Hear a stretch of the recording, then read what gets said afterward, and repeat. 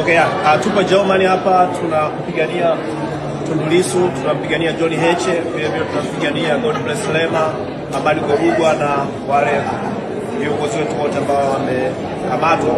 Vile vile tunawapigania Watanzania ambao wamekamatwa bila mpango wote. Tumepata taarifa jana au juzi kuna Watanzania zaidi ya 100 wamekamatwa kwa sababu ambazo hazieleweki. Wanaongelea kwamba maandamano, wanawapa kesi za uhaini. Tunaamini serikali ya Samia inafanya mambo kwa sababu ya kusuppress sauti ya watu na watashindwa.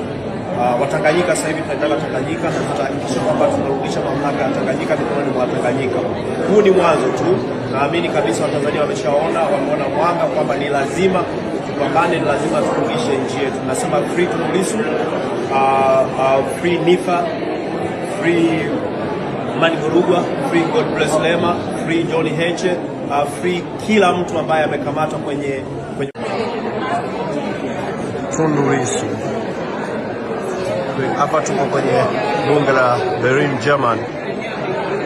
Tunampigania Tundu Lissu na World Liberty Congress. Tutakuwa na resolution hapa. Tunaona bango ya Tundu Lissu yameenea kila sehemu. Yep, World Liberty